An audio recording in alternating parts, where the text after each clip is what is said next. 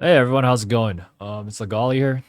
I'm gonna make this is gonna be a quick one take, uh, try to make a concise guide on 116 Emperor Arcana, which is one of the strongest classes in Lost Ark currently, in Hell mode and in normal content, especially in the Western version of the game.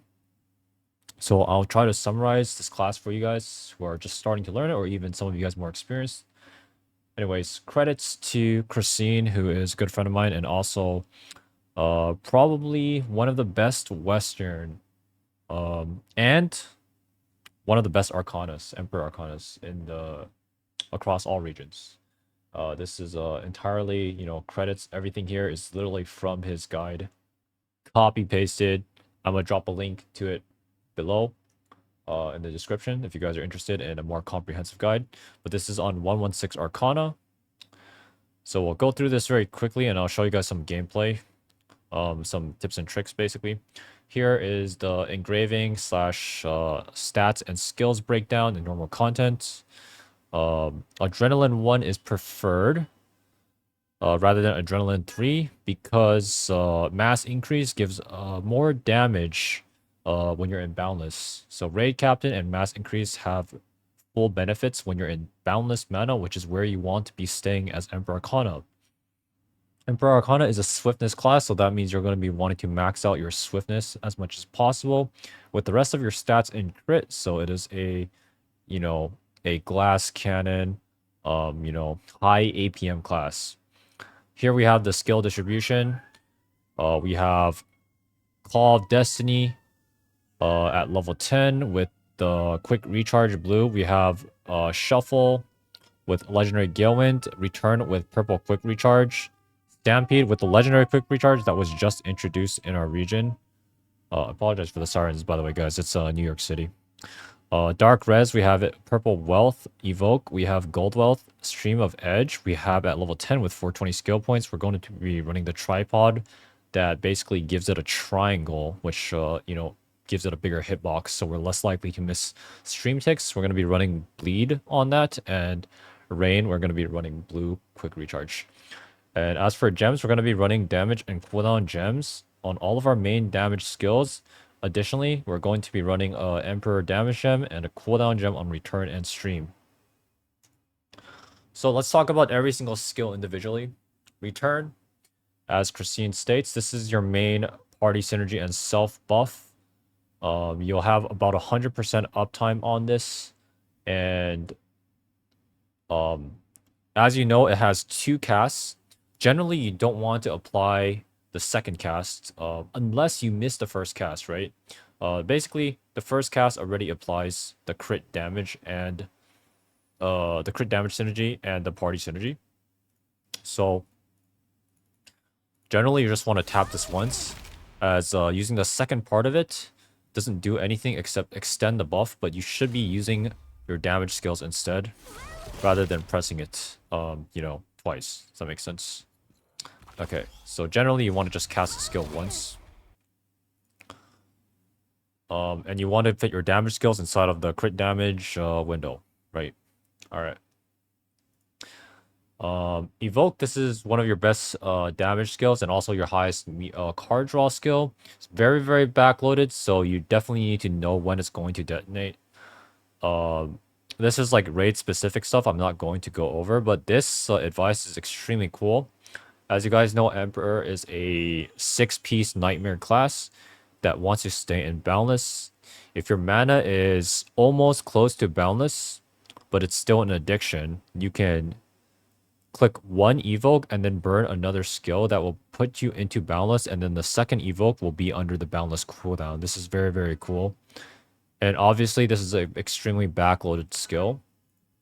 We have Dark Res, which is your highest damage skill, and it gives decent meter gen. You're going to use Return after Dark Res because it's has an extremely backloaded damage, which you can see here. Return right after, and you'll get the damage pop like that. I'll show it again. Dark Res and then Return. Okay, you can queue these skills up. Instead of doing Return Dark Res, as you can see, it kind of the reason why you want to do this is because one, it saves animation time, and increases the length of your self crit damage buff, but 2, you also have quick recharge on return, which means you can proc the quick recharge cooldown reduction on Dark Rest if you cast it first, but not the other way around. Okay. Now we have Mysterious Stampede, which is mainly used for stagger, card draw, burning mana and getting into Boundless, as well as weak point. It also works off invincible enemies. This is extremely useful. You can use it on immunity phases and Vaultin, and all of these, etc. I'm not going to be going over all of this. And additionally, and I have done this before. Just keep in mind, it always pushes your character to the left and then the right. So for example, if the dangerous area is right here, like where my cursor is, you could dodge by using Stampede, and you get that small window where you can dodge that skill and return back to place. But keep in mind, this is extremely risky, and you really have to know the timing of the damage, the incoming the incoming damage skill, right? You want to be able to dodge it perfectly because you don't have much time, right?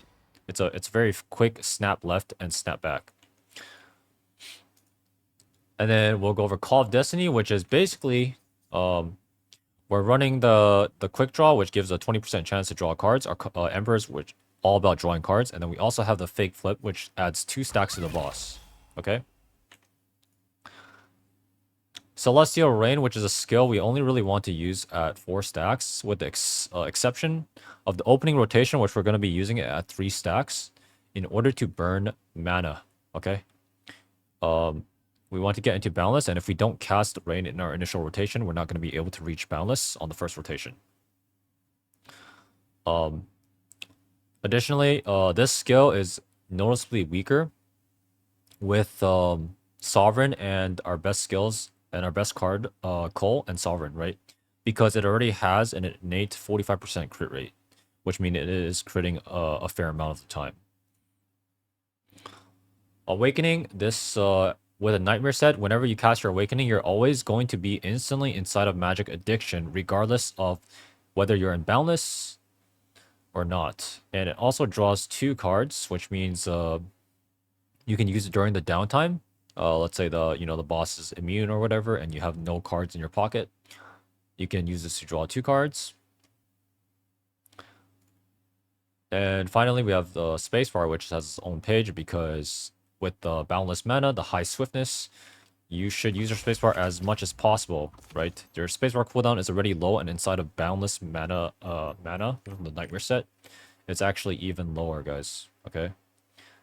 So Boundless mana, we're going to have minus 22% cooldown on everything, as well as 12% attack speed and move speed, guys. That's going to negate the mass increase negative effect, as well as help our raid captain engraving. And then let's talk about our opening rotation. So our opening rotation looks like this, okay? It's going to be Stream. And I actually have the skills like all in order. Well, obviously we're going to Awaken first for the Nightmare set. I have the skills on order, so you can just follow along, and it's not going to be confusing. So it's Stream, Evoke, ×2, Dark Rest, Return, Call of Destiny, Rain, Shuffle, and then 2x Stampede. And this is going to put us exactly inside of Boundless Mana, as you guys can see here. Okay? So I'm going to do the rotation again so you guys can see and follow along.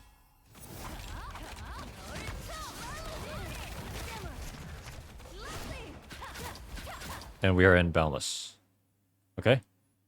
So that is the opening rotation. And after the Stampede, we're going to cast 2 Evokes, Stream, Dark Res, Return, Shuffle, Call of Destiny, Rain, Mysterious Stampede.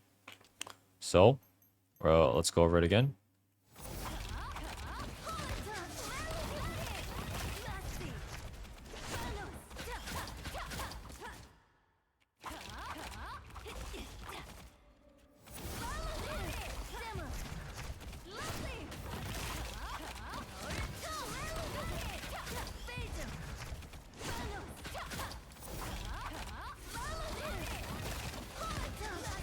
So as you can see, the basics of Emperor is using Rain at 4 stacks, but deprowling it, if you have other skills, applying Stream to your main damage skills as it applies 27% crit rate, and also your Stream is gonna be your main stacker. Okay, it's gonna apply 3 stacks over time.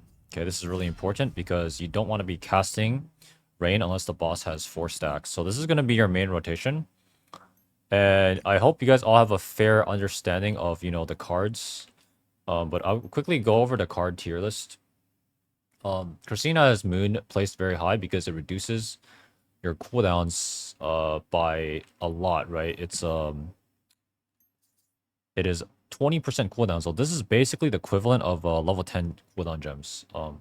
This has less value in normal content though, because generally we're not gonna be we're not going to be hitting the boss for that long due to how overgeared content works, but Moon is still a really, really good card. Cole, Sovereign are your main damage cards, and then we have some really good utility cards here. So we have this is Wheel, we have Royal, Emperor, Corrosion, Joy, and Clown is at B tier, as well as Twisted Fate due to their chance to do almost they can low roll. Twisted Fate, you can actually get 0% roll, which basically does nothing.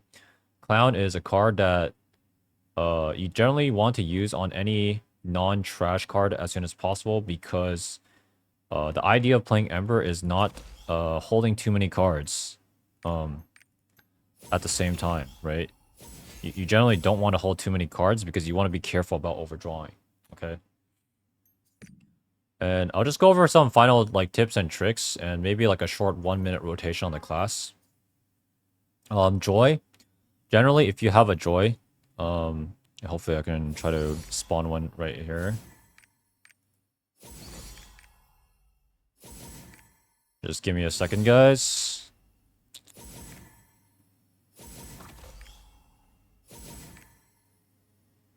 Okay.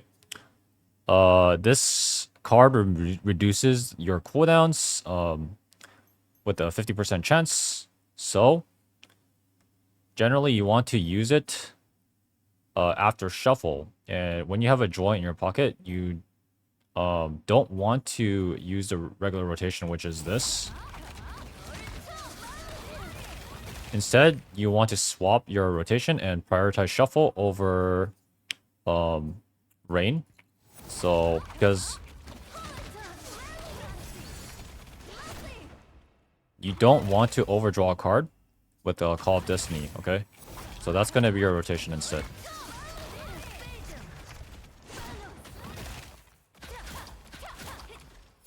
And then other cards I'll go over. Wheel, generally you don't want to use this on anything except for Evoke or Dark Res. And generally you're going to prioritize Evoke if you know you can hit all of them. But just be careful about overdrawing cards. Otherwise, don't be afraid to use it on Dark Res. In that case, you're going to have a different rotation. So with Wheel in your pocket, you're going to use Return first. So it's going to look like this. Return and then a Wheel. Like that. Okay? And other cards, Clown. The highest value card to Clown is Royal, and you're gonna get a lot of draw combos with this.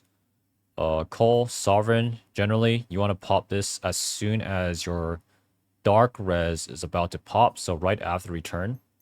Emperor, you're going to try to buff this card with as many cards as with Stream and Return. If not both, then just Return. And keep in mind, damage modifier cards such as Cole and Twisted Fate work on Emperor, but Sovereign does not, okay? So I'll just do a quick, I'll just do a quick 1-minute demonstration on rotation, just so you can see how I choose. I'll maybe commentate my card usage as well. So we'll start with our opening rotation. I'm gonna Twisted Fate right before the Dark Res damage, so we do that. I get a Clown. I'll just pop it immediately.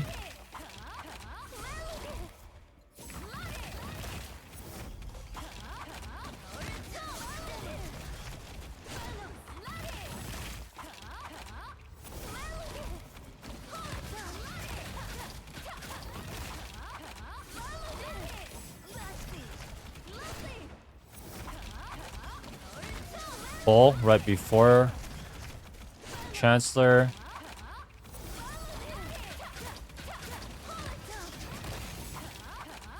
I'm going to clown the Chancellor and instantly burn my Ghost. It's a dead card.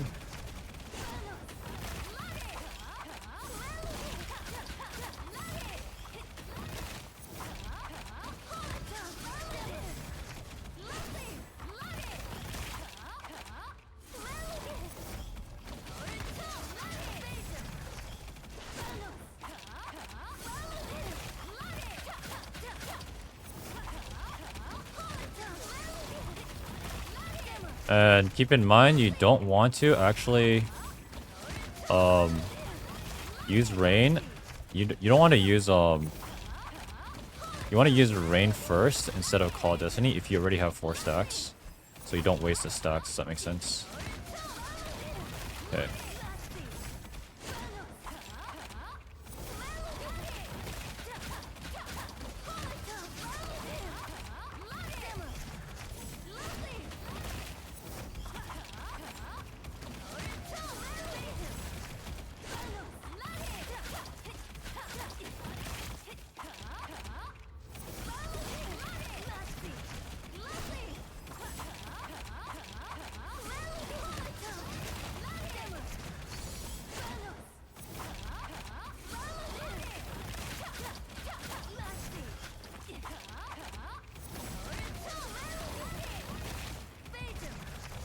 Okay.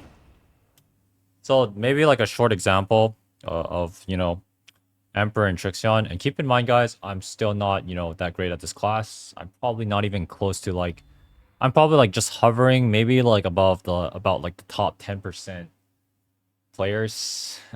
Maybe, you know, giving myself some, you know, leeway to improve. I have a lot to improve. But generally, you know, this class requires a lot of concentration. You have to be looking at your cards large portion of the time. One thing I didn't go over was using, where is it? I actually, I believe I went over Joy. I just went over Joy. Star. This card is usually a bad card. It brings you, it gives you 50% mana recovery, and a lot of people really hate it, right?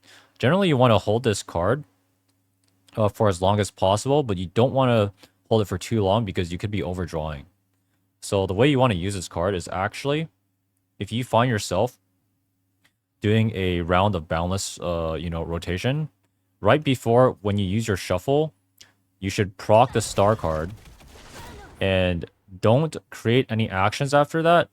What's gonna happen is your evokes and your shuffle are all gonna do magic addiction damage because the star is gonna bring your mana up to magic addiction. But because you casted your cooldowns under boundless initially, you're gonna have the boundless cooldown effect. So that's a neat trick you can do with star. Anyways, guys, sorry for the rant. Hopefully you guys found this useful. Anyways, guys, if you guys want any more information, I'm going to be linking Cracine's guide in the description. Arcana is an extremely complex class. It is definitely the highest skill ceiling class in the game, and if you can reach that level of Emperor gameplay, you will reap rewards. It is extremely fun, high APM, requires you know, actually a high intellect, and requires you to think about the raids. You know, with its backloaded damage and its fast playstyle. If you guys have any questions, make sure to follow me on Twitch. I'm streaming basically every single day at 2 p.m. EST currently, and I'll be dropping Cracine's guide in the description link below. Make sure to DM him at Discord, Cracine, Cracine, if you have any questions regarding Emperor, guys. Anyways, that's all for this short, kind of long guide. I'll see you guys next time. Thank you guys for watching. Bye-bye.